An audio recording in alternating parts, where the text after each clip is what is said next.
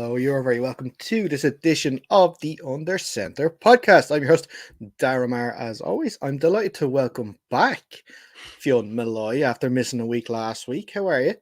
Yeah, feeling good. I'm 2 grams lighter. I got a tooth removed, so that's definitely played into how I couldn't show up for the show. But it seems like we have had a falling out because when I do come back, all the lads then leg it and they don't want to be seen next door near me anymore. So maybe that's some intrigue going on there, huh? It all started off with the demise of our, statement yesterday, and it continues on today, where even half the people on the show don't even know that we have a show on tonight or can't make the show tonight. Yeah, look, it was great. Great by you. You didn't preface it with us. We had no idea it was coming. Kind of switched on my Instagram and saw it. And in fairness, it was nice to see we have some good fans. A few people reached out to be like, "Oh my god, that's terrible to see." And you saw obviously both myself and yourself have access to the show's Instagram page. So that was really, really touching to see people reach out. Of course, it was an April Fool's prank. But at the end of the day, Dara, we pranked ourselves more than everybody else because we managed to lose some followers from that prank. Yeah. And it was very interesting to see the level of people that were like, oh, they're done. Okay, immediately unfollow. Not following a dead account. No dead accounts on some people's Instagrams, which I thought was hilarious. I mean, we weren't even quote unquote dead a day, and we were down tens, if not hundreds, of followers in a single post. You know, I can't even fault them for it because I do the exact same if I saw an account like that and I saw this is the end of us, unfollow, sort of thing. I do the exact same. Well, look, if anybody was wondering, do we really care? Yes, we do. We obviously noticed all that happening. Yeah. We really do appreciate it was all in good faith, and everyone that did read out to us thought it was a good prank, took it in the right spirit. Nice for us to read all the nice comments, and also nice for our viewers to know we really do pay attention. We love any interaction that you guys get. So whenever you reach out to us, you will get a response. We do try and have a conversation as long as it's in good spirits, and we don't begrudge anybody immediately unfollowing us as soon as we were done, because at the end of the day, it's all about the content, and if we're not giving you the best AFI and NFL content in Ireland, then what's the point of following the show? So obviously that means we were doing a pretty good job up to now, Dara. We have to just earn those followers. We got to earn them back. We got to show. Yeah, that's what we have to do, and we plan to. And we plan to, because look, listen, you're not going to get the latest tables. You're not going to get the latest leaders in touchdown scoring or rushing or receiving and arguing with me over this person actually has more than that, because I've gotten a few of them just from today's post over. So because you're not going to get anywhere else other than the Under Center podcast. And this is where you're going to get the best analysis as well. Dart, that's why we do it as well. If we have the stats wrong or whatever, get into us. We're not trying to put out stats that we think are correct or the way we want it to be. We genuinely want to give the followers an understanding of what's going on in Division 1 and what's going on in the SBC. The guys who are rushing the ball really well, the guys who are catching the ball really well, and the guys who are throwing the ball really well. And so if we've got stats wrong, absolutely reach out to us. We want them to be as up to date and as accurate as we can. So we don't put them out wrong on purpose. If they are wrong, send them into us. A lot of people give a lot of explaining. We're not going to fact check. If you tell us somebody has 4 or 5 touchdowns, we'll agree. We'll make that change as long as we it's all in good faith. Yeah, and any post you see in the future of Fionn's double-digit interceptions in the season is totally legit as well, I've been assured. Yeah, well, hey, if you want to know if it's true, you got to come down to the games and watch. Anyway, yeah, well, look, listen, you missed your last game against the Belfast Knights. A very comfortable win for your guys. Now, you weren't on with us last week, actually, so I didn't get a chance to speak to you about it. How's the mood in the camp with the Panthers at the moment after 2 wins from 2 and sitting pretty at the top of the Premier Division table? Yeah, I think there's definitely understanding that nobody misinterprets how the schedule came. We knew the let's call them winnable games were at the start of the season. We had a quote on the last time I was on saying Fionn sounds like Bill Belichick here, but look, that's honestly the reality of the camp is you got to bank the wins once you have them. And then as soon as you're done, you got to figure out what you can do better next week and move on, because no game in the SBC is winnable just by showing up. You got to have the right head. I'm really looking forward to this upcoming game. And it's in a couple of weeks We have a few weeks off. This is our longest stretch off now till the end of the season. Coming up against UL, a lot of overlap between previous UL alumni and the current Panthers. So that's going to be very fun for me. Obviously, I've no affiliation to the UL, so for me, I can just go in and enjoy it and kind of see that heightened atmosphere. I believe there's a lot of banter going on in the coaches' chat between the two teams, so I think that's going to be fun. But yeah, on a day-to-day, I think the team is all about getting better. We weren't particularly happy with the defensive showing. We feel like there was improvements to be had there. So for us now, it's about getting back to the drawing board, making sure we have crossed our I's and dotted our T's, as we like to say, and also try and grow that game plan that we have on defense week on week, build in what capabilities we have, what skill sets we have, and then making sure we're really on top. Now we're starting to come into games where the scouting tape is starting to come in now. This is an asset there that that we never had in Division 2 with the Pirates. Both on my side, it's been an amazing resource to learn. I don't pretend to be a top talent at any level of this sport. So to have that new tool for me to be able to grow my game is fantastic. And also to scout teams in advance, to be able to see things and patterns and plays and prep for them is really interesting. And it adds an extra dynamic and an extra piece to the chess match that I never necessarily had to deal with. And on one hand, it certainly makes you more prep, but on the other hand, they're seeing everything that we've been doing as well. So it's going to be really interesting to see how it plays out over the kind of now the big long stretch of the season that we have to run in to hopefully some playoff football.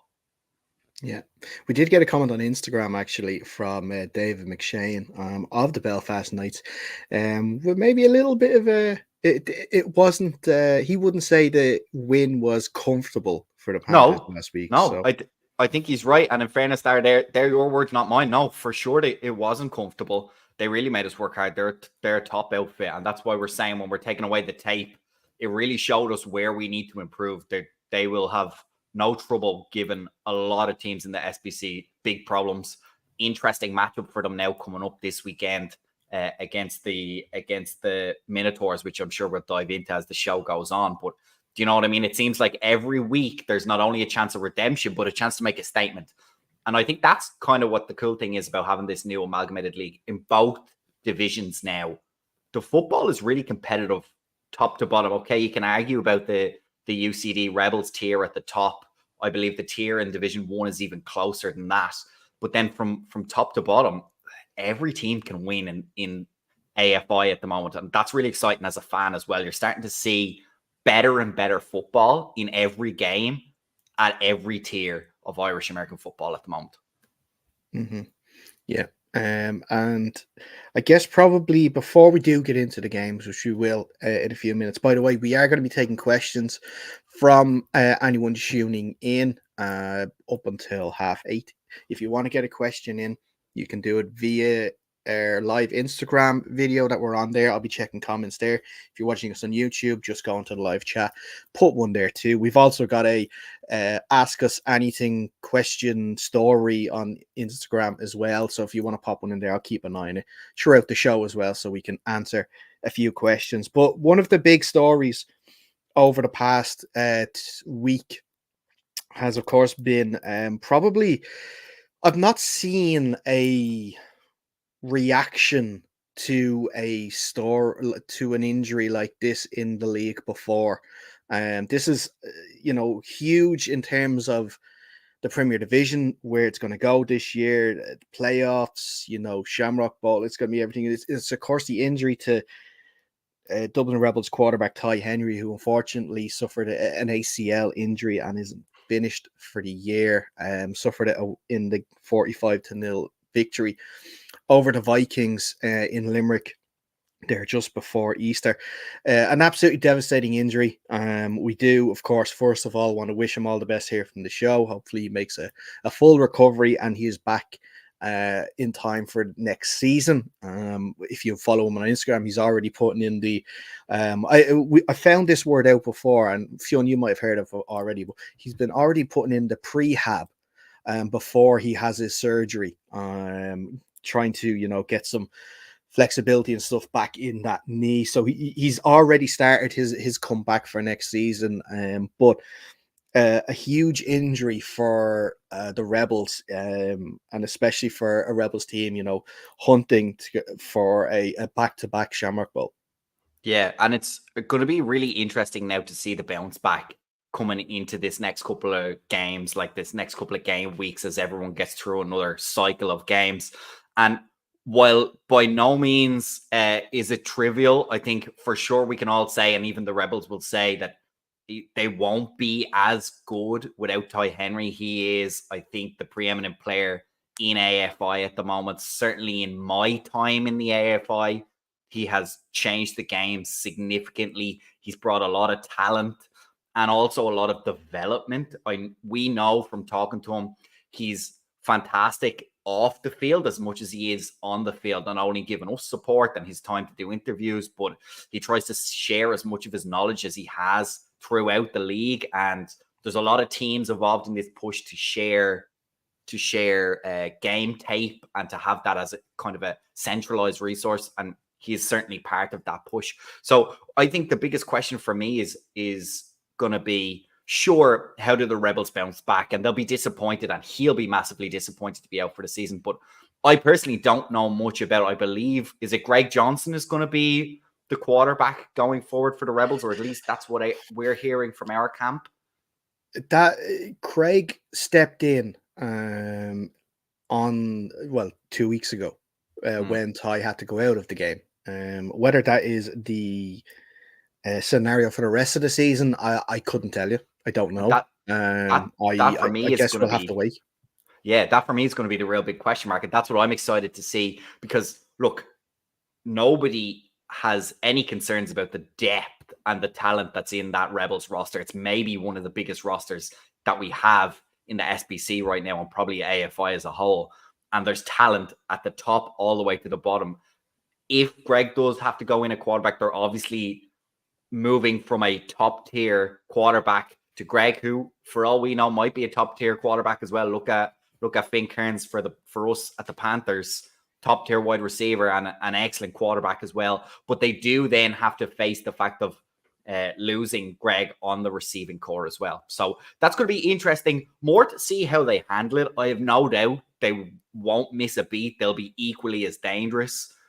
Sure, they'll be disappointed not to have the talents of Ty Henry, but and it does obviously push them back a little bit, but I don't think they'll be concerned. I don't think they'll be worried, and I don't think it'll do anything to knock their confidence. I think they'll still fancy themselves against every other team in this league, and it'll be interesting to see if and how the offense adapts, because they won't have Ty Henry body on the field, but they'll certainly have his brain on the sideline, and he's as good an offensive mind as we have in this league. So if they need to change the offense to suit a new quarterback, that's the man I'd want to have on my sideline to be able to get that to happen and to be able to pick teams apart and make sure the game plan is as good as it can be. So it's bitterly disappointing for the Rebels. They have a lot of fans as well. It'll be bitterly disappointing for their fans.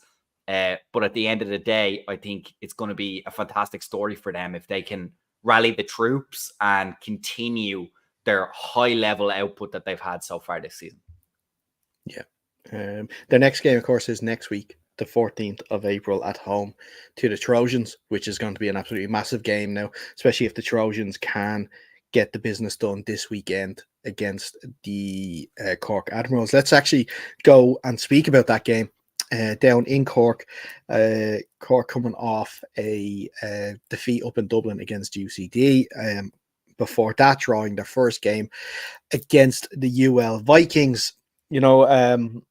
Much has been made, Fionn, about the fact that QB Stephen Hayes is missing this year. But I must say, just from seeing the stats and the scoring from Cork alone, their backup Jake Kennedy has been more than an adequate, I'd say even better than that, fill in for Cork.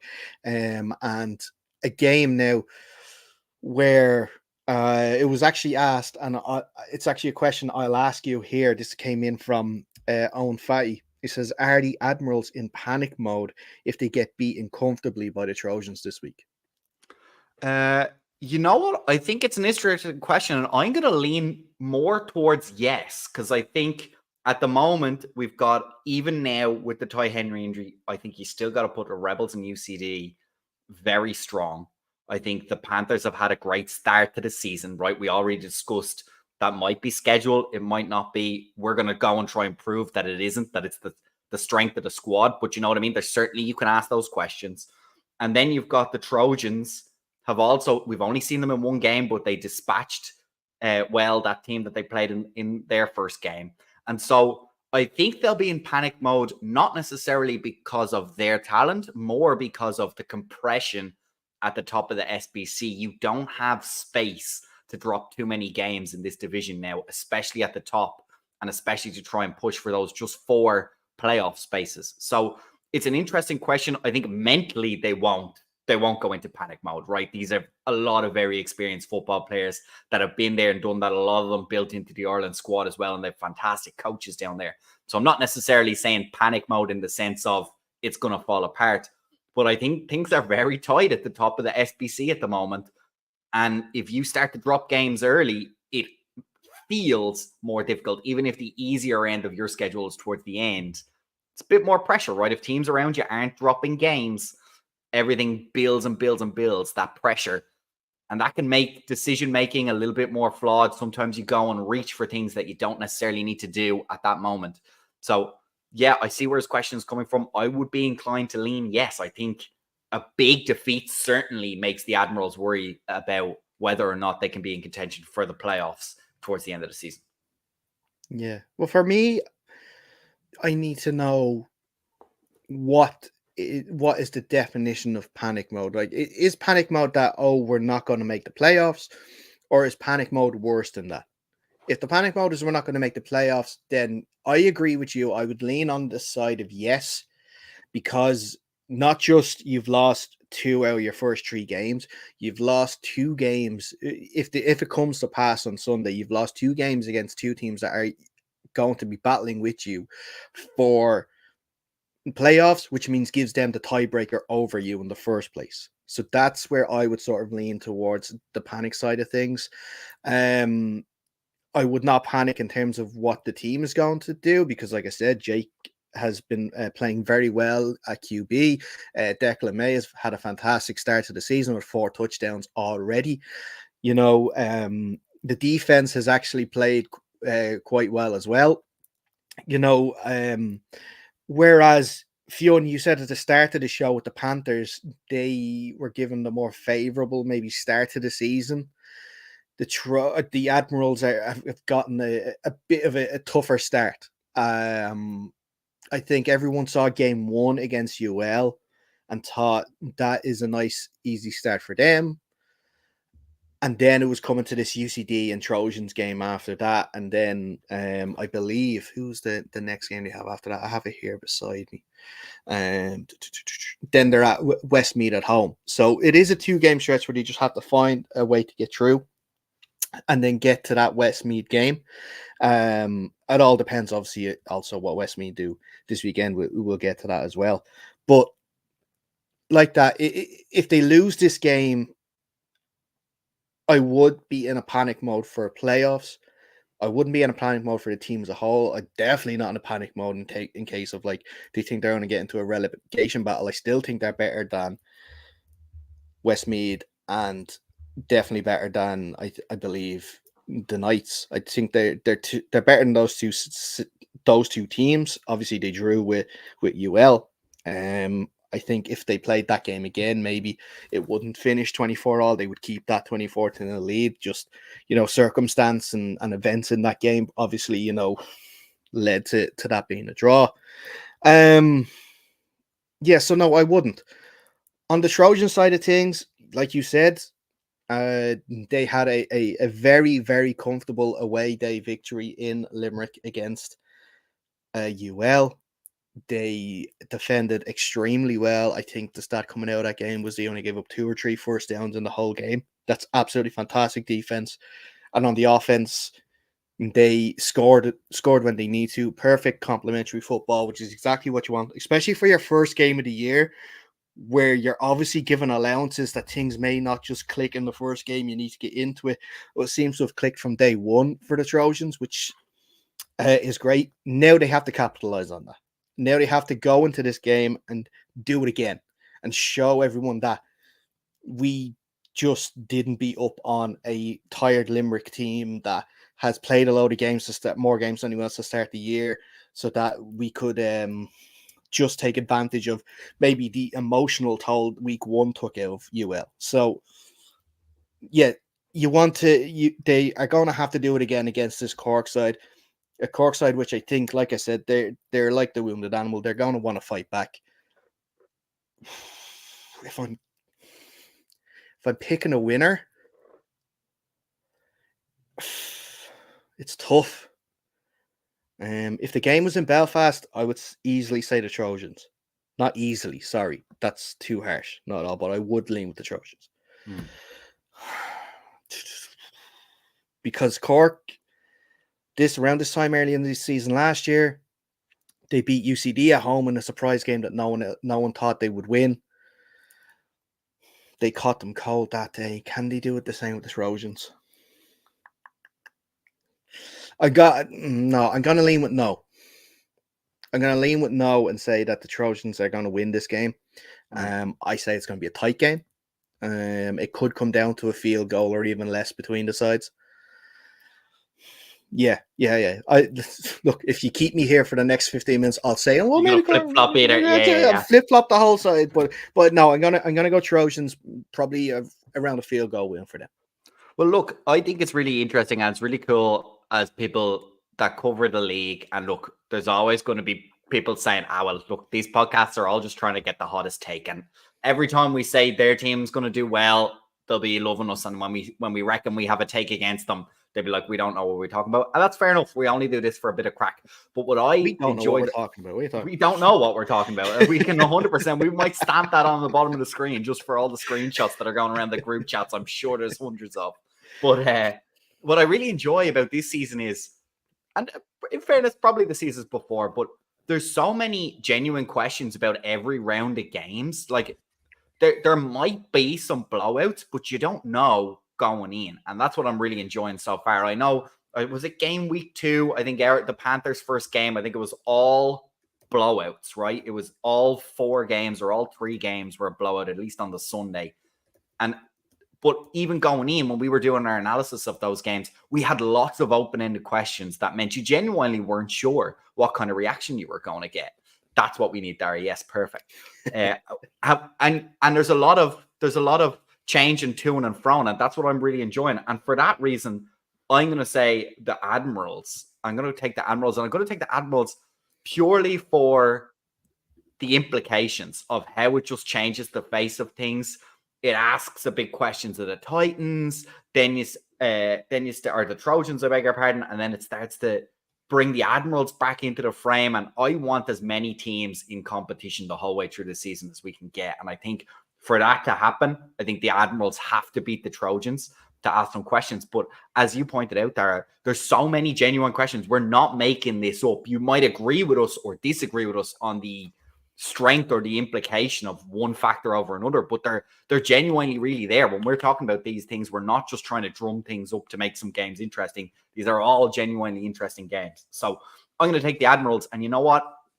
I could easily see the Trojans do it. I absolutely agree all the things you pointed out, but you know what? The Trojans or the Admirals did pretty well against a very strong UCD side. They caught UL first game of the season versus Trojans further down the line. As you said, a tired UL team. So that face-to-face might not necessarily mean anything. I think if the Admirals do beat the Trojans, as I say, it opens up a whole nother wave of permutations about where everyone is actually stacked in this division. And so that's why I'm going to take the Admirals in this one. Again, I agree with you. It's probably going to be a close score game. I'm going to go a little bit bigger. I'm going to go a 7-point Admirals win. Okay, fair enough. The other fixture in the Premier Division is the Westmeath Minotaurs against the Belfast Knights.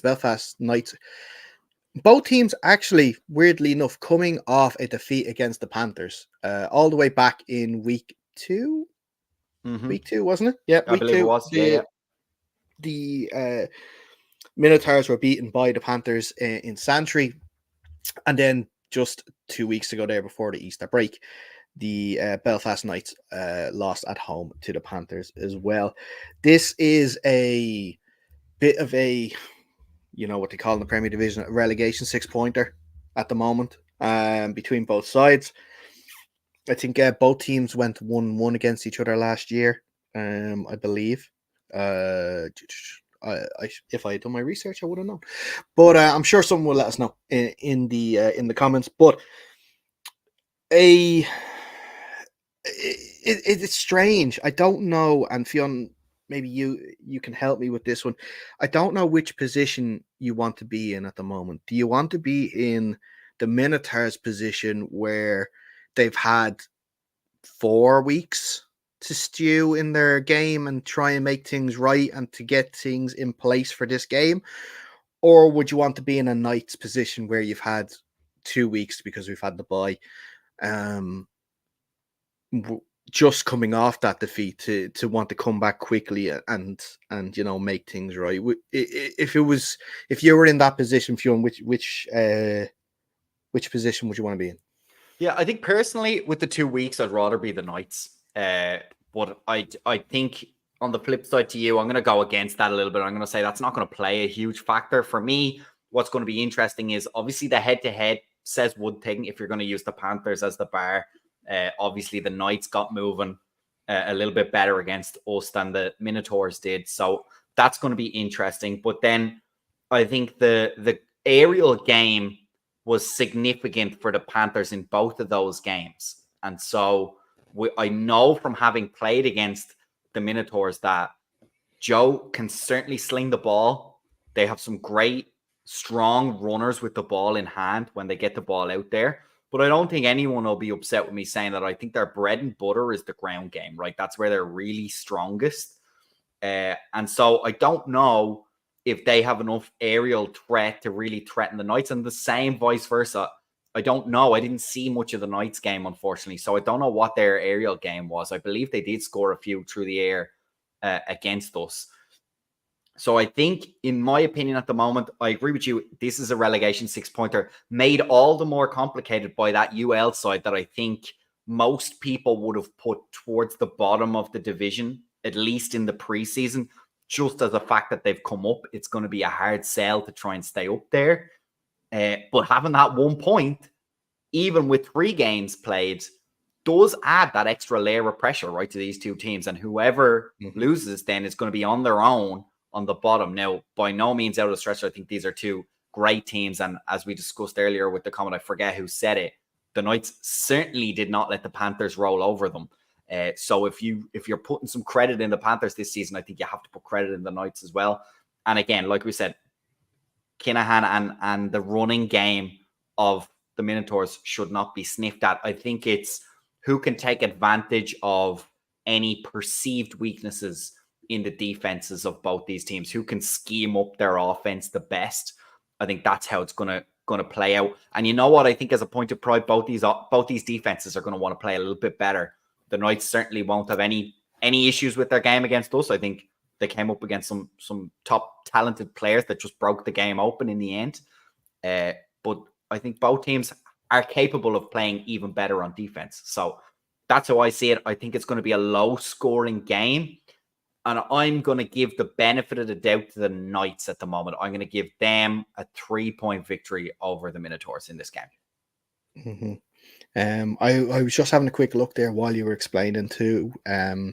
Just for the fixture list for the rest of the year, this is the only time they play each other, so it is huge. I know the Minotaurs play us twice. Who have the Knights got twice this season? The Knights have.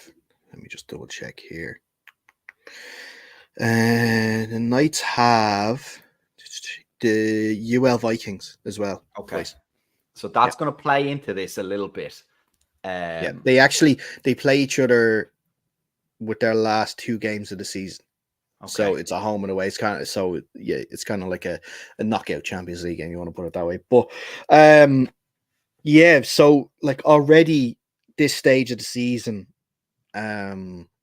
you are looking at this game and you're thinking, we win this game, we have the tiebreaker, and you can not necessarily look at them in the rear view mirror, but you have that cushion against them with that tiebreaker. It is tough to pick. This is just as tough to pick as well this week. That's what I'm saying. There's genuinely competitive clashes the whole way through the fixture list this week. I think from watching, because obviously we were down there watching the game against the Panthers week 2, and I bet that they came out of that game feeling disappointed that we didn't see the Minotaurs out there.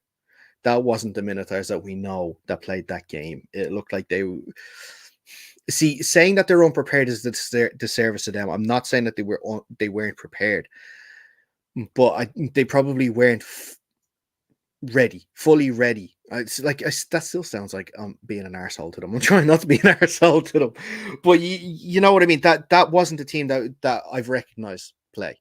Look, it's like we said. It's like we said. It's a leap of faith in week 1, right? You're hoping the opposition doesn't come out with something you're not expecting. You're hoping your guys hit the ground running, that they don't take a half to warm up. So I agree with you. Look, it's not a discredit to the Minotaurs at all. I heard Joe on the Domestic Game podcast.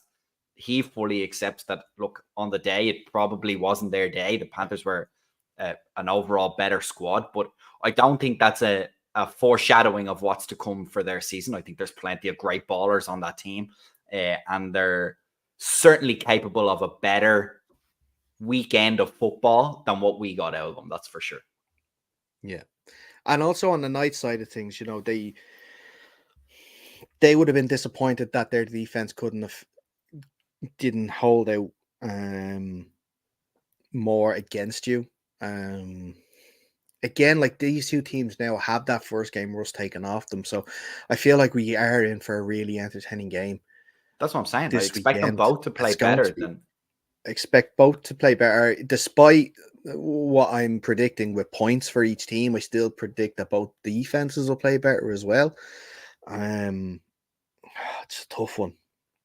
I'm gonna have to lean with the home side in this one and go with the Minotaurs.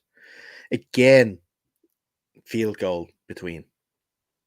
Look, the reality is, it has been for the last couple of seasons.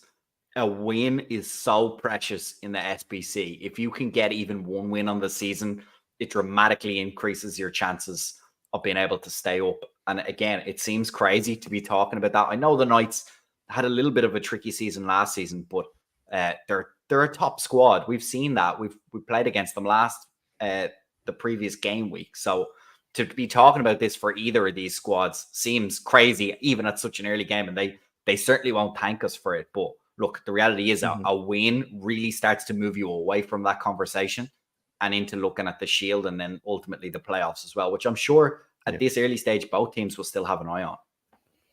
The one worry that I have for the Minotaurs in this game, and it's the same worry I actually had for the Panthers when we were actually previewing the game against the Knights.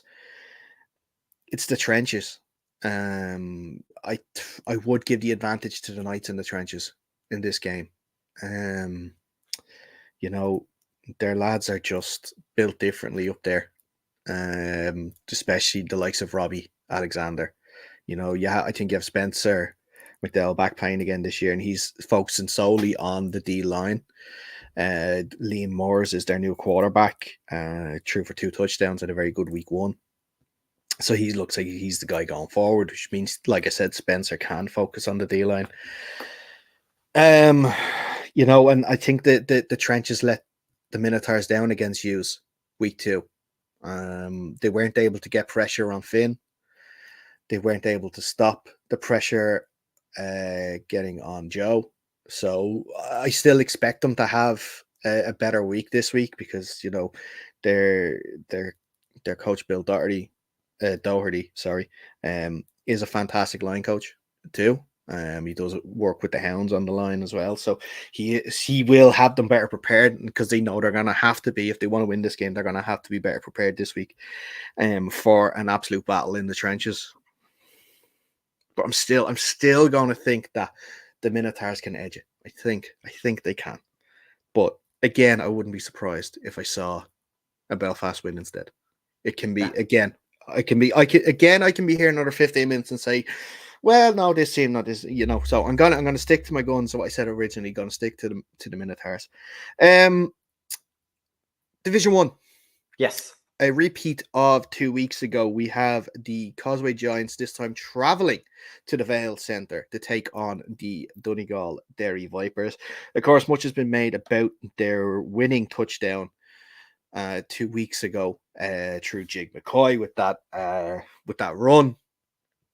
The Vipers have had to sit on that for the last 2 weeks, and I can tell you, even just from having sit down chats with Coach Garrett Gordon here, you were here too, for he's going to fire up that team, and if it was myself personally, I'd use that clip as a motivating tool to make sure it doesn't happen again. Yes, the conditions were absolutely abysmal, but they're going to have to put right what they've done. They've had two losses to start the year. They're going to have to start getting wins. And Fionn, what are you thinking about this game then, this coming Sunday? I think both teams just have to pray to the weather gods to get a nice bit of weather and let them play a bit of football. I want to see this be bright, sunny, windless day up at the north, and it goes for like 33-35, like some crazy offensive scoring. Look, the Vipers will be devastated. We showed the clip on the show, which was really cool to be able to do that now this season. And I know personally, I've been on the receiving end of a Jig McCoy run. I know how hard it is to get that man on the ground. But look, the conditions certainly played a part, and the Vipers will understand that, and they'll be raring to go for this game. So I hope for both teams that this is a fantastic game of football. I think it can be. I appreciate both of the work that they've done. I think they'll both be pretty excited. I think the Giants will be looking to go for 2 wins in Division 1, which is, they probably wanted it more than anyone else to get up from Division 2 into Division 1. So they got what they were looking for with this realignment. They've got their first taste of blood now. I think they'll be really excited to go after it. And on the flip side, I think that the Vipers are going to be equally as excited to set the record straight, say, look, there was a significant amount of weather impacting that game of football. We're much better than that game shows that we were. But you know what? I'm going to take the Causeway Giants. I'm going to think they're going to go 2-0 against the Vipers. Again, that's probably a bit harsh on the Vipers. I think it's going to be a big scoring game. I want it to be a big scoring game, should I say. I think it'll be a close game. Inside another touchdown. Let's say 3.5 points in it. But I'm going to take the Giants, just the confidence. I always like to see teams spread their wings, gain that confidence. I think it'll do them a world of good going forwards. The Vipers are very well established. They're a solid team. They'll find some wins somewhere along the road of the season. I know you're saying they need to get it done sooner rather than later, but they've got a ton of veterans on that team. They'll find a way to get a win throughout the season. So I'm going to take the Giants in this one. Mm-hmm.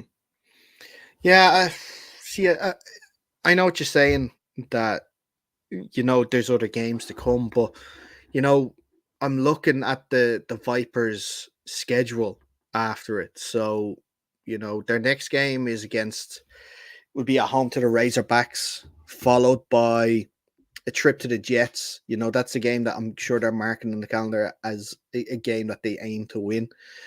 Then you're going to the Mavericks. It's a big ask to get a win down in Dundalk. Be a big ask if they came up to use to play as well. Be a big ask to beat them. And then you've got a game at home to the Wexford Eagles, who we've seen just last week have a very, very good victory against the Razorbacks. And then I think they wrap up the season. Yes, they wrap up the season away to the Kildare Crusaders. And I can tell you from personal experience, that game is going to be tough. It's going to be tough. They're going to, battle you in the trenches. And I know that the Vipers lads, they hit hard and they hit fast. But so do Kildare. and and trying to stop Jordan and Wello is going to be tough as well. On the other side of things for the Giants, this is kind of a sneaky big moment for them, in my eyes, because you got that win 2 weeks ago. Again, I'm taking it back to what I said about the Trojans. You got to win. Do it again. Prove to anyone that may doubt you, prove to anyone that may think that win was a bit of a fluke, prove them wrong. Go out and do it with, hopefully, like Fionn said, good conditions. Do it where the conditions aren't a factor. Do it in obviously you can't control that, we know that, but show that it wasn't a fluke, and show that you are here now in Division 1 and you've always belonged in Division 1, and tell those, or prove to those that have kept you down in Division 2 for too long that, sorry lads, you should have put us up here sooner, because we belong here.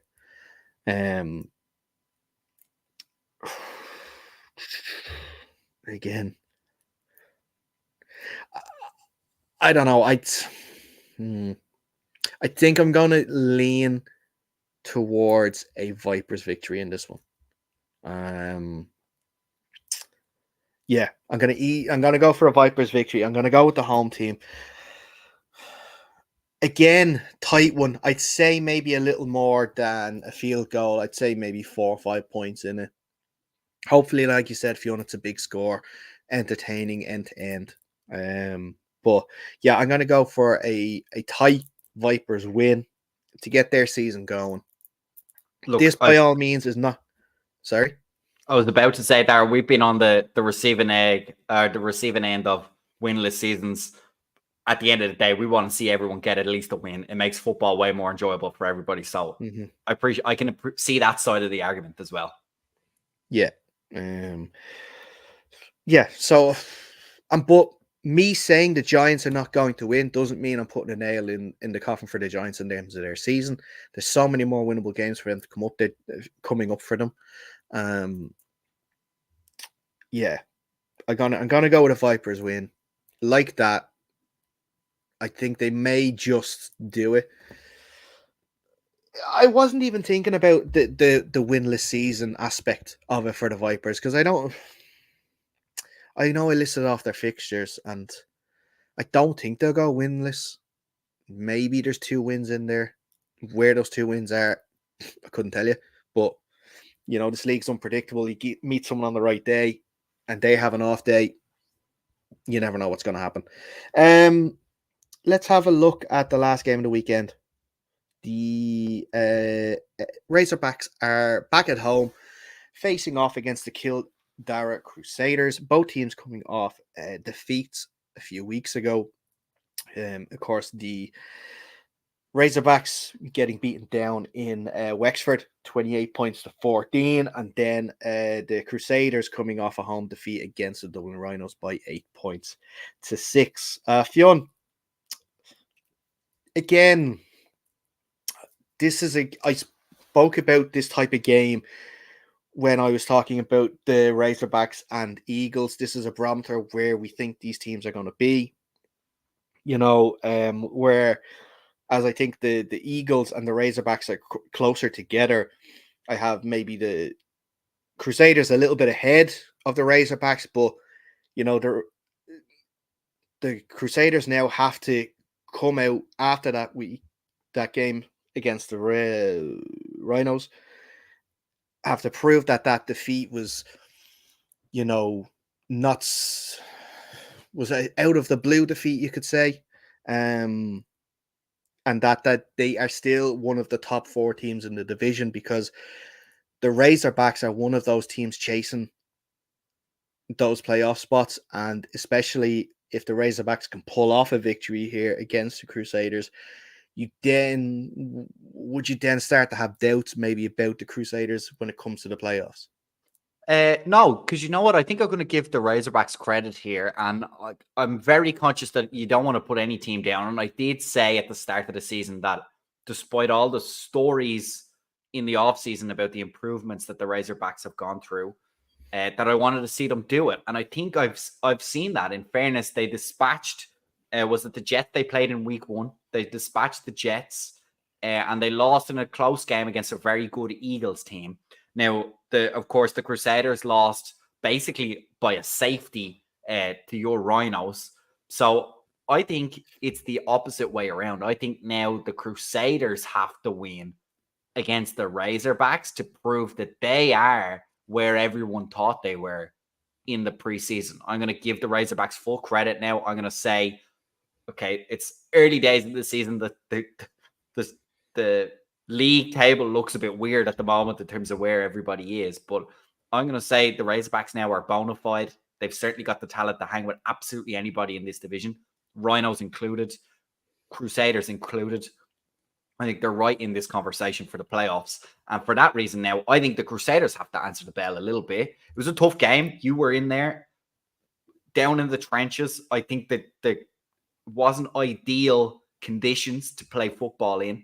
And at the end of the day, you lost by a safety. So I think now you got to go out and prove against a very good Razorbacks team. If you can get this win, it's a big statement. It changes the look of things. But at the same time, the Razorbacks are going to go out. And if they win, I think now the Crusaders have to look and say, what's not working? What hasn't given us the offense? There was a lot made, of course, about Wello Joyling, and rightfully so. He's had a wealth of experience in the SBC, and we can take nothing away from the quality that he has as a running back.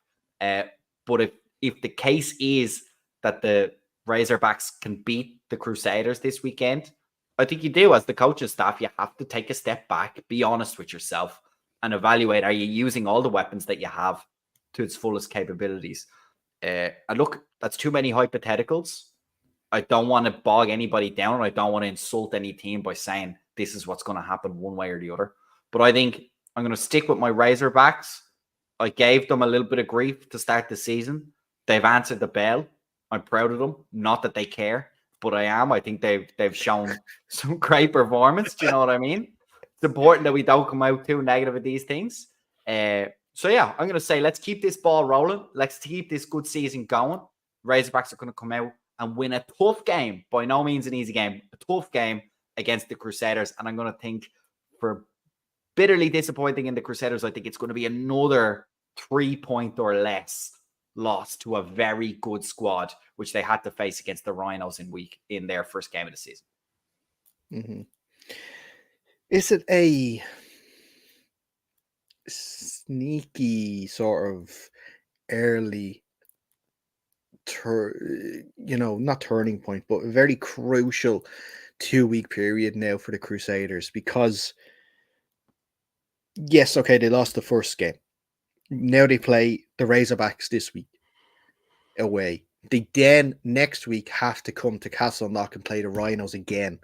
They come into that game on the back of another defeat.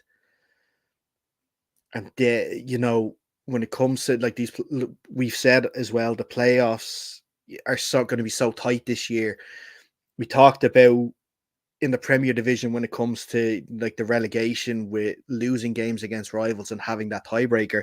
You've lost a game against the Rhinos. Okay, you have another one to come up against the Rhinos, and it was only a 2-point loss. So the tiebreaker is not coming into effect just yet. But you lose a game this weekend. If you lose a game, I should say, this weekend to the Razorbacks, that's a tiebreaker for the Razorbacks as well. So are they then already a little bit behind the 8 ball when it comes to making the playoffs if they're losing early games against playoff rivals? Well, I think the answer to that question, at least in my mind, is having run the Rhinos so close in a good game. I think this result against the Razorbacks can go either way, in the sense that I don't think it impacts their confidence coming up against the Rhinos. I think just like you guys will fancy yourselves but not be certain about this return game against the Crusaders, I think they'll be telling themselves, look, it was a safety at the start of the game on basically week 1 of the season for us that put us behind, and we lost by those 2 points by the end of the game. So that, for me, I think this intermediate game, I don't think in their confidence, in their ability to play this game, isn't going to play. I do agree the head-to-heads are going to be something that becomes a factor later on down the line. All three teams, as I said in my answer at the start, should and are considering themselves playoff-ready teams.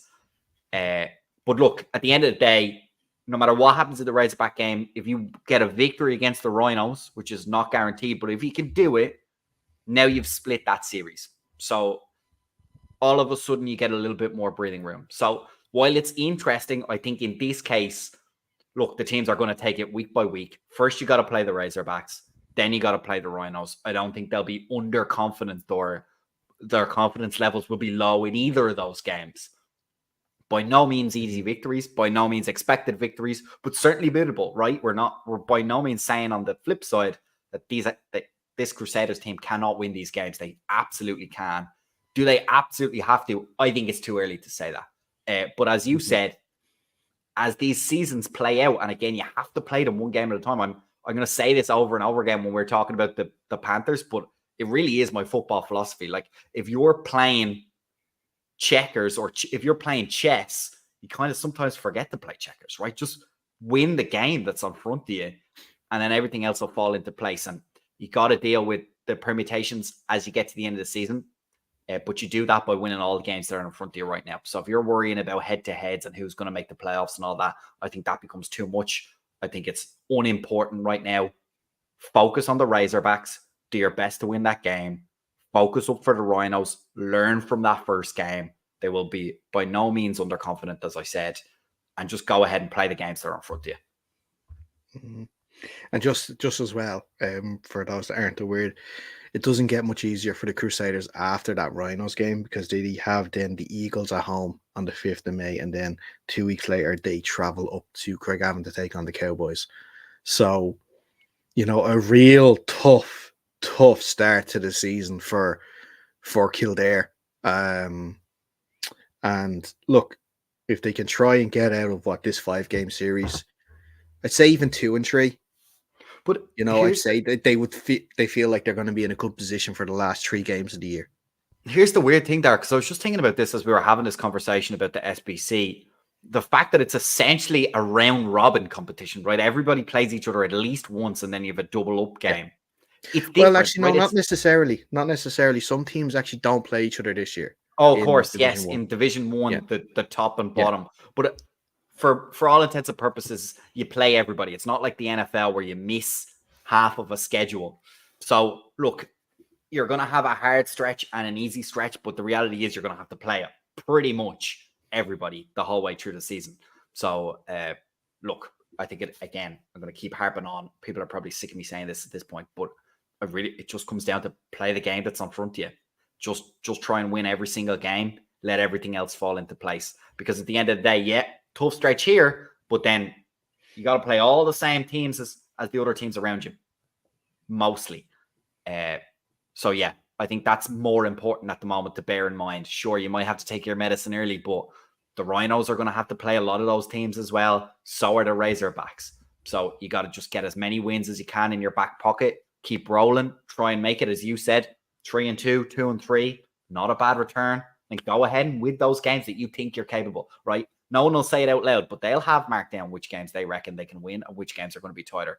So go ahead and win the one in front of you, and then try and make the best of every opportunity that you have against those other teams, because it'll be tight football, and it's what we want to see as fans as well and as pundits covering the game.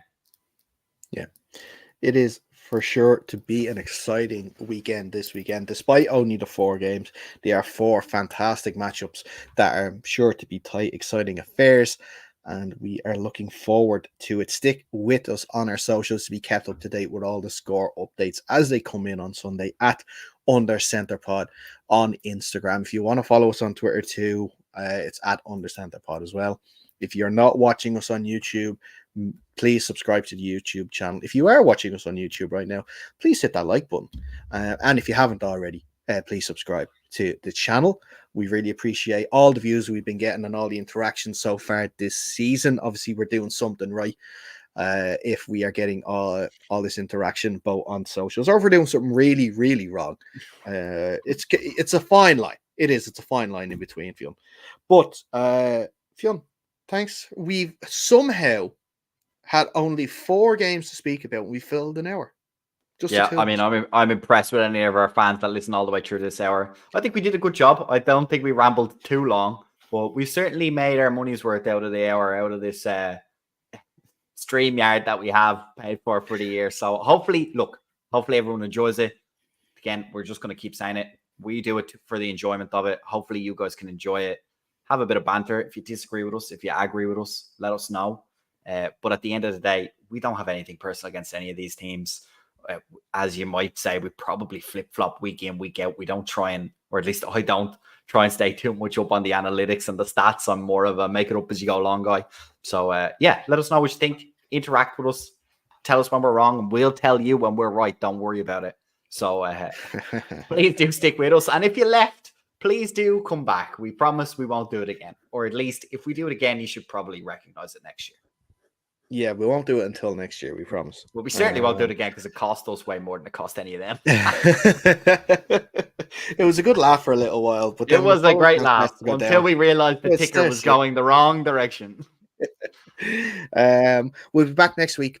We should have some guests in place to review last week's games and look ahead to the following weeks, because there's going to be 5 games to look ahead to next weekend, including the return of yours truly with the Dublin Rhinos. Another week off, like you said, for you, Fionn, but some interesting games to look forward to next week, including, like I mentioned earlier on, the Rebels against the Trojans and UCD against the UL Vikings. So some very tasty matchups next week. But until next time, stay safe and we will see you soon.